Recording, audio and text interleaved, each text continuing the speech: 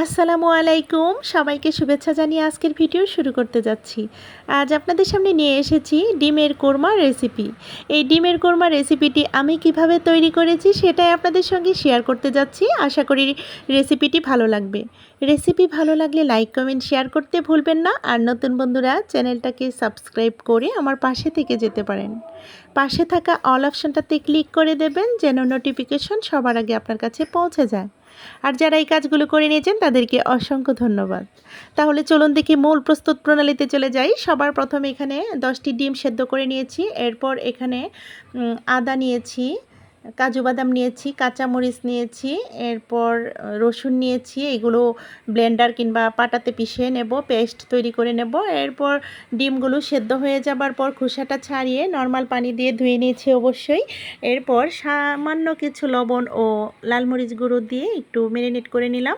এরপর চুলাতে একটা প্যান বসিয়ে দিয়ে দিলাম সয়াবিন তেল হাফ কাপ পরিমাণ দিয়ে দিয়েছি। গরম হয়ে আসার পর একে একে ম্যারিনেট করা সমস্ত ডিমগুলো দিয়ে দিচ্ছি।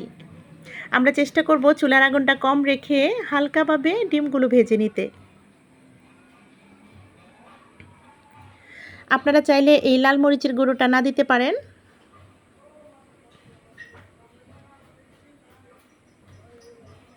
এরপর সমস্ত ডিমগুলো চুলার আগুনটা মিডিয়াম লো রেখে ভালোভাবে ভেজে নিলাম। অবশ্যই আমরা এত কড়া করব না, হালকা করে ভেজে তুলে নিয়েছি। একটা প্লেটে উঠিয়ে নিয়েছি সমস্ত ডিমগুলো ভাজা হয়ে যাবার পর। এরপর অবশিষ্ট তেল ছিল, ওই তেলে আর কিছু সামান্য পরিমাণ তেল দিতে হয়েছে, একটু স্কিপ হয়ে গেছে। এরপর এখানে হাফ কাপ পরিমাণ দিয়ে দিলাম পেঁয়াজ কুচি। এই পেঁয়াজ কুচিগুলো একটু বেরেস্তা করে নেব। পেঁয়াজ কুচিগুলো বেরেস্তা করে নেওয়ার পর উঠিয়ে নিয়েছি। এরপর অবশিষ্ট তেলে গরম মশলা, তেজপাতা দিয়ে দিলাম। 5-6টি করে দানা নিয়েছি, এখানে লং, এলাচি, আর 3-4 টুকরো নিয়েছি দারুচিনি, আর 3টা তেজপাতা ছিঁড়ে দিয়ে দিয়েছি। একটা সুন্দর ফ্লেভার আসার আগ পর্যন্ত ভেজে নেব। এরপর এখানে 3 টেবিল চামচ পরিমাণ দিয়ে দিলাম পেঁয়াজের পেস্ট। এরপর স্বাদ মতো লবণ দিয়ে দিয়েছি, সামান্য পরিমাণ লবণ দিতে চেষ্টা করব।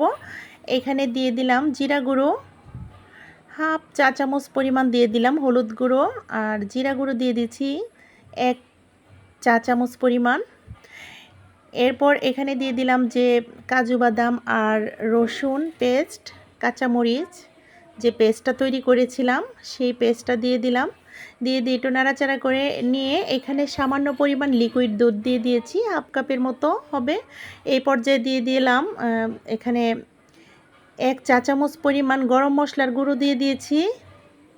দিয়ে ভালোভাবে নাড়াচাড়া করে এরপর ঢেকে 2-3 মিনিটের মতো আমরা এটা জাল করে নেব। চুলার আগুনটা অবশ্যই একটু কম রাখার চেষ্টা করব। আমার চুলোগুলো কিন্তু একটু পুরনো ছিল, সেজন্য এক সাইডে কিন্তু আগুনটা বেশি ধরে যায় বলে কিন্তু পেঁয়াজ বেরেস্তা এক সাইডে একটু বেশি লাল হয়ে গিয়েছিল, কালো বর্ণ ধারণ করে নিয়েছে। আপনারা চেষ্টা করবেন যেন পেঁয়াজ বেরেস্তাটা সঠিকভাবে হয়। মশলাটা কষানো হয়ে যাবার পর এই পর্যায়ে ভেজে রাখা সমস্ত ডিমগুলোই দিয়ে দিলাম। দিয়ে একটু নাড়াচাড়া করে নিচ্ছি। মশলার সঙ্গে ডিমগুলো 1-1.5 মিনিটের মতো একটু কষিয়ে নিয়েছি। কষিয়ে নেওয়ার পর এই পর্যায়ে দিয়ে দিলাম 1 কাপ পরিমাণ লিকুইড দুধ। আগে হাফ কাপ পরিমাণ দিয়েছিলাম, মোট 1.5 কাপ পরিমাণ, মেজারমেন্ট কাপের 1.5 কাপ পরিমাণ লিকুইড দুধ দিয়ে দিয়েছি। এখন একটা স্প্যাচুলারের সাহায্যে ভালোভাবে নাড়াচাড়া করে নিচ্ছি। ভালোভাবে নাড়াচাড়া করে নেওয়ার পর ঢেকে রান্না করব। আমি এখানে কিছু আমার পছন্দ মতো কাঁচামরিচ দিয়ে দিলাম। অবশ্যই আমরা আমাদের পছন্দ মতো কাঁচামরিচটা ইউজ করতে পারি, কম বা বেশি, যে যেরকম খেতে চান ওই রকমভাবেই দিবেন। এরপর এখানে আমি 5-7 মিনিটের মতো ঢেকে জাল করে নিয়েছি ডিমগুলো। খুব সুন্দর একটা অ্যারোমা বেরোচ্ছিল। আর আমরা চেষ্টা করব এই ডিমের কোরমাতে মশলাটা যেন কম হয়। আমি কিন্তু এখানে হলুদ হাফ চা চামচ পরিমাণ আর অন্যান্য কোনো মশলা ইউজ করিনি, দেখতে পেয়েছেন। আলহামদুলিল্লাহ রান্নাটা কমপ্লিট হয়ে গেছে। আর আমি চুলার আগুনটা বন্ধ করে দিয়ে এখন একটা সার্ভিং ডিশে ঢেলে পরিবেশন করিয়ে দেখিয়ে দিলাম। আর আমার আবারও বলছি পেঁয়াজ বেরেস্তাটা একটু কালো বর্ণের হয়ে গেছে, এইগুলো একটু ইগনোর করবেন।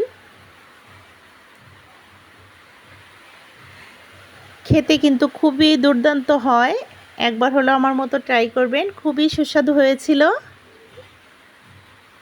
আশা করি রেসিপিটি আপনাদের ভালো লেগেছে।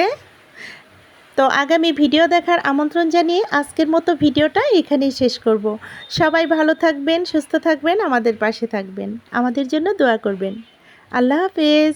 আসসালামু আলাইকুম।